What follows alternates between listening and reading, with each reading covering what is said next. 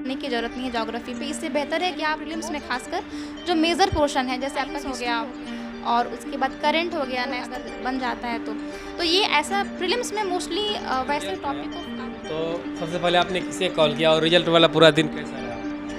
Actually मेरी एक friend ने मुझे इन्फॉर्म किया कि मेरा सिलेक्शन हो गया है। फिर मैंने पीडीएफ डाउनलोड किया और सबसे पहले मैंने अपने पेरेंट्स को अकेडमी मुजफ्फरपुर से कंप्लीट किया है। ग्रेजुएशन मैंने IP college for women Delhi university से complete. Welcome to nine ultimate. उम्मीद है कि आप सब लोग अच्छे होंगे।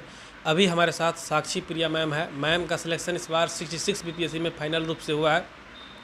उनसे हम बातचीत करने वाले हैं कि कैसे उन्होंने तैयारी किया, क्या बुक लिस्ट रहा, मेंस की आंसर राइटिंग, प्रीलियम, सब कुछ पे बात करने वाले हैं। तो यदि आप लोग नया है तो चैनल को सब्सक्राइब करें और अंत तक बने रहें। सबसे पहले मैम आपको बहुत बहुत बधाई। जी बहुत बहुत धन्यवाद। आप अपना परिचय दीजिए मैम शुरुआत से। मेरा नाम साक्षी प्रिया है। मैं बिहार के मुजफ्फरपुर ज़िला से बिलोंग करती हूँ और इस बार 66 बीपीएससी में मेरा रैंक 149 आया है और मुझे additional district transport officer allot हुआ है। जब मैम आपका रिजल्ट आया तो सबसे पहले आपने किसे कॉल किया और रिजल्ट वाला पूरा दिन कैसा रहा? एक्चुअली मेरी एक फ्रेंड ने मुझे इन्फॉर्म किया कि मेरा सिलेक्शन हो गया है। फिर मैंने पीडीएफ डाउनलोड किया और सबसे पहले मैंने अपने पेरेंट्स को इन्फॉर्म किया और वो भी बहुत खुश थे और मैं तो ऑब्वियसली मैं बहुत वो ही। दिन पूरा कैसा रहा आपका? एक्चुअली रिज़ल्ट अराउंड रात के 10 साढ़े 10 बजे आई थी, तो पूरी रात ऐसा हुआ कि कॉल पे कॉल ही आ रहे थे, तो बहुत अच्छा लग रहा था, बहुत खुशी हो रही थी। मैम अपना एजुकेशनल बैकग्राउंड बताइए। मैंने 10th जो है मेरी वो मुजफ्फरपुर से ही मैंने किया है, सन जोसेफ सीनियर सेकेंडरी स्कूल से। 12th मैंने पैरामाउंट एकेडमी मुजफ्फरपुर से ही कंप्लीट किया है। ग्रेजुएशन मैंने IP college for women Delhi university से कंप्लीट किया है। मेरी ग्रेजुएशन जो है मेरा मैथमेटिक्स ऑनर्स है और मैंने 2018 में कंप्लीट किया है। जी मैम, कब आपके मन में आया कि इस एग्ज़ाम की तैयारी किया जाए? इस एग्ज़ाम की तैयारी का सपना मेरा बचपन का ही है, क्योंकि सिविल सर्विसेज एक बहुत ही प्रेस्टीजियस एग्ज़ामिनेशन है और घर में भी मैंने काफ़ी सुना था। बट जब मैं कॉलेज में गई तो कॉलेज में जाने के बाद मुझे इस एग्ज़ाम के बारे में और ज़्यादा पता चला। मेरे बहुत सारे सीनियर्स भी प्रिपेयर कर रहे थे, तो हाँ, कॉलेज के टाइम में थोड़ी सीरियस हो गई थी कि हाँ, मुझे इस एग्ज़ाम के लिए प्रिपेयर करना है। मैम प्रीलिम्स के लिए आपकी क्या स्ट्रेटजी रहा था? प्रीलिम्स के लिए कुछ स्टैंडर्ड टेक्स्ट बुक्स हैं। सबसे पहले तो हमें सिलेबस को देखने की ज़रूरत है, जो बीपीएससी का प्रॉपर सिलेबस है प्रीलिम्स का और मेंस का। तो प्रीलिम्स के सिलेबस के अकॉर्डिंग कुछ स्टैंडर्ड टेक्स्ट बुक्स हैं, जैसे कि हिस्ट्री के लिए, मॉडर्न हिस्ट्री के लिए स्पेक्ट्रम हो गया और एंशिएंट हिस्ट्री के लिए मोस्टली हम लोग एनसीईआरटी पढ़ते हैं, फिर पॉलिटी के लिए लक्ष्मीकांत। तो हमें सारे जो स्टैंडर्ड टेक्स्ट बुक है उसको आइडेंटिफाई करने की ज़रूरत है और उसके बाद हमें प्रीवियस ईयर देखने की ज़रूरत होती है और बस ये सब तरीका है। टेस्ट सीरीज लगाना होता है और इन सबों को करके हम आराम से एग्ज़ाम निकाल सकते हैं प्रीलिम्स का। मैम प्रीलिम्स में कहा जाता है कि बीपीएससी की प्रीलिम्स में करंट अफेयर थोड़ा डिफिकल्ट आता है, मतलब और एग्जाम से। तो क्या कहना है आपको इस बारे में? हाँ, कह सकते हैं, क्योंकि इसमें स्टेट का भी न्यूज़ होता है और नेशनल और इंटरनेशनल न्यूज़ भी कवर करना पड़ता है। फैक्ट ज़्यादा होते हैं कहीं ना कहीं। हाँ जी, फैक्ट काफ़ी ज़्यादा पूछा जाता है, तो इसके लिए मुझे लगता है कि मंथली जो भी मैगजीन्स आती हैं, बहुत से लोग रेफ़र स्पीडी का करते हैं। कोई एक मैगज़ीन आप चूज़ कर लें, उसको आप स्ट्रिक्टली फॉलो करें और न्यूज़पेपर पढ़ने की हैबिट डालें, क्योंकि वो बहुत इंपॉर्टेंट है। ऐसा बहुत सारा फैक्ट्स है ना जो आपको न्यूज़पेपर पढ़ के पता चल जाता है, तो आप उसको पढ़ें और एक मैगज़ीन को फॉलो करें और ये सफिशिएंट है करंट अफेयर के लिए। जैसा कि बीपीएससी एग्जाम में बिहार स्पेशल अच्छा खासा पूछा जाता है, तो कहाँ से तैयारी आपने किया था? बिहार स्पेशल के लिए बहुत सारे चैनल वाले जो हैं वो अपलोड करते हैं, तो आप वहाँ से देख सकते हैं। काफ़ी कॉम्प्रिहेंसिव होता है, तो अपनी थोड़ी मेहनत कम हो जाती है। बुक से भी पढ़ सकते हैं, बट बहुत सारे चैनल हैं जो वीडियोस बनाते हैं, आप वहाँ से भी रेफ़र कर सकते हैं। मैम मेंस के आंसर राइटिंग के बारे में बताइए कुछ। मेंस की आंसर राइटिंग के लिए सबसे पहले तो मैं बोलूँगी कि आप प्रीवियस ईयर ख़रीदें और प्रीवियस ईयर ख़रीदने के बाद पेपर को आपको एनालाइज़ करने की ज़रूरत है, जैसे जीएस 1 और जीएस 2 वाइज। तो जीएस पेपर 1 का जो 3 सेक्शन होता है, हिस्ट्री, आर्ट एंड कल्चर, दूसरा होता है आईआर और तीसरा स्टैट का पोर्शन होता है। तो अगर आप प्रीवियस ईयर को एनालाइज़ करोगे तो आपको लगेगा कि पैटर्न ऑलमोस्ट सेम ही है।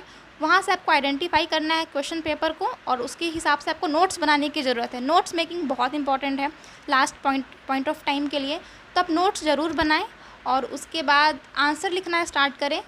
आप प्रीवियस ईयर के क्वेश्चंस को सॉल्व करें, उनके आंसर्स लिखें और फिर टेस्ट सीरीज़ लगाएं। टेस्ट सीरीज़ के लिए आप रेफ़र कर सकते हैं, बहुत सारी कोचिंग मटेरियल होती है, उनको आप रेफ़र करें और फिर इस हिसाब से आपका मेंस का प्रिपरेशन काफ़ी अच्छे से हो जाएगा। मैम ऑप्शनल आपका क्या था? मेरा ऑप्शनल मैथमेटिक्स था। मैम ऑप्शनल का चयन कैसे करना चाहिए इसको? ऑप्शनल का सिलेक्शन करना थोड़ा टफ काम होता है, तो अगर जो भी लोग स्टार्ट कर रहे हैं प्रिपरेशन, वो स्टार्टिंग में 3-4 मंथ से अपना जीएस का पढ़ाई करें, फिर थोड़ा टाइम दें कि आपको कौन सा सब्जेक्ट अच्छा लग रहा है। टॉपर्स की भी बातें आप सुन सकते हैं और उसके बाद खुद का भी चॉइस होता है। जैसे मोस्टली लोग, जैसे मेरा ग्रेजुएशन मैथमेटिक्स से है, तो मैंने कॉलेज में बहुत सारे यूपीएससी के क्वेश्चंस पेपर देखे थे और मुझे ऐसा लगा था कि शायद मैं इसको सॉल्व कर पा रही हूँ अपने ग्रेजुएशन के लेवल के नॉलेज से, तो इसलिए मैंने मैथ्स को चूज़ किया। बट बहुत से लोग नहीं करते, तो अपनी अपनी चॉइस होती है। आप चाहे तो अपने ग्रेजुएशन को पे स्टिक रह सकते हैं या फिर और भी टॉपिक देख सकते हैं, बट थोड़ा समय लें, हार्डली मतलब 1-2 मंथ टाइम लें, देखें। प्रीवियस ईयर को भी आप देख सकते हैं। अगर आपको बिल्कुल समझ में नहीं आता है तो बहुत सारे ऑप्शनल के प्रीवियस ईयर को देखिए, आपको लगता है कि मैं इसको सॉल्व कर पा रहा हूँ, और फिर टॉपर से हेल्प ले सकते हैं, टीचर से हेल्प ले सकते हैं, तब जाके आप इसको चूज़ करें। ये ऑप्शन होता है, तो ये ऑप्शन से कैसे बचा जाए मतलब? हाँ, ऑप्शन ई से बचने का बहुत सारा वैसे उपाय है। आप ऐसा कर सकते हैं कि जब भी आप कोई क्वेश्चन सॉल्व कर रहे हैं और अगर आपको 3, जैसे उसमें 4 ऑप्शन में आपको चारों में आप कंफर्म है कि वो नहीं है, आप तभी ऑप्शन ई लगाएं। लेकिन अगर आपको 50% डाउट है तो फिर आप ई से बचें, क्योंकि मेजॉरिटी केस में ई जो है वो मुझे लगता है कि आउट ऑफ 150 हार्डली 10 या 12 क्वेश्चंस होते होंगे इसका ऑप्शन ई होता होगा। कभी कभी किस्मत हो जाती है कि ज़्यादा क्वेश्चंस हो जाएं, तो कोशिश करें कि आपको एकदम कंफर्म है कि चारों ऑप्शन नहीं हो रहा है या चारों ऑप्शन में से चारों सही है, तभी आप ऑप्शन ई को लगाएं। मैम बुक लिस्ट के बारे में कुछ बता दीजिए, प्रीलिम्स के लिए क्या क्या बुक पढ़ा है? प्रीलिम्स के लिए वही ऑलमोस्ट सारे बुक जो है वो एनसीईआरटी बुक ही होते हैं मोस्ट ऑफ द केस में। खासकर हिस्ट्री के लिए मैं सजेस्ट करूँगी कि एंशिएंट, मिडिवल और मॉडर्न तीनों के लिए आप एनसीईआरटी को ही फॉलो करें। मॉडर्न के लिए आप स्पेक्ट्रम यूज़ कर सकते हैं, वो आपको प्री और मेंस दोनों में हेल्प करेगा। पॉलिटी के लिए लक्ष्मीकांत बहुत इंपॉर्टेंट है, आई थिंक लक्ष्मीकांत सफिशेंट है। और उसके बाद ज्योग्राफी के लिए एनसीईआरटी काफ़ी है मुझे लगता है, और अगर आप उससे ज़्यादा रेफ़र करना चाहते हैं तो आप जो भी मैगज़ीन्स आती हैं उसमें आप वहाँ से ज्योग्राफी सेक्शन को कवर कर सकते हैं। एंड नेक्स्ट इन्वायरमेंट सेक्शन है, ये सारे करंट अफेयर के पोर्शन है, एनसीईआरटी से आप कर सकते हैं। और बाकी सारे टॉपिक्स जो हैं आईआर वगैरह हो गया, ये सारी चीज़ें न्यूज़पेपर से आप कवर हो जाती है, जनरली मैगज़ीन से कवर हो जाती हैं। बट थोड़ा बेसिक जानने के लिए बहुत सारी ऐसी एनसीईआरटी की बुक है जिससे आप आराम से कवर कर सकते हैं। इंटरव्यू की तैयारी मैम आपने कैसे किया था? देखिए, इंटरव्यू की कोई ख़ास तैयारी नहीं होती है। आपने अब तक लाइफ में जितना नॉलेज गेन किया है उस नॉलेज का यूज़ वहाँ पे होता है। बट मॉक इंटरव्यू आपको देना होता है। आप आराम से मॉक इंटरव्यू जाकर किसी भी कोचिंग इंस्टीट्यूट में दे सकते हैं। वो आपको थोड़ा टिप्स एंड ट्रिक्स बताएंगे कि कैसे आपको प्रेजेंटेबल बनना है, किस तरीके से बातें करनी है। और मॉक दे के आपको आपकी कमियां पता चलेगी कि अगर मैं इंटरव्यू दे रही हूँ तो मेरे पाँव काँप रहे हैं, हाथ काँप रहे हैं। तो ये सारी चीज़ें जो है, ये सब चीज़ों पे काम करना होता है। कैसे बोलना है, फास्ट नहीं बोलना, स्लो नहीं बोलना, टू द पॉइंट बोलना है, ज़्यादा उनसे बहस नहीं करना। ये सारी चीज़ें मॉक इंटरव्यू देकर आराम से क्लियर हो जाता है। मैम जैसा कि डीपीएससी प्रीलिम्स की मैं बात कर रहा हूँ, ज्योग्राफी का क्वेश्चन का कहा जाता है काफ़ी डिफ़िकल्ट आता है, कहीं से भी पढ़ लो बनता नहीं है, क्या है इसमें? हाँ, ये बात तो बिल्कुल सच है। इस बार भी मैंने एग्ज़ाम दिया था 67th का, तो मुझे ऐसा फ़ील हुआ था। तो ज़्यादा टेंशन लेने की ज़रूरत नहीं, क्योंकि ये जो ज्योग्राफी का पोर्शन है वो मेजर पोर्शन नहीं है। हार्डली 7, 10 से 12 क्वेश्चंस आ रहे हैं। तो आप एनसीईआरटी अच्छे से पढ़ें और जो भी आप करंट अफेयर मैगज़ीन फॉलो करते हैं उस मैगज़ीन से जो भी ज्योग्राफी का करंट पोर्शन है उसको अच्छे से पढ़ें। अगर आपका बहुत मन कर रहा है तो आप चाहें तो जीसी लियोंग पढ़ सकते हैं, बट आई थिंक ये कॉस्ट बेनिफिट उतना इसका है नहीं। तो सिर्फ एनसीईआरटी पे स्टिक रहें, और जो भी आप किसी अगर कोचिंग इंस्टीट्यूट को फॉलो कर रहे हैं तो उसका आप नोट्स पढ़ सकते हैं।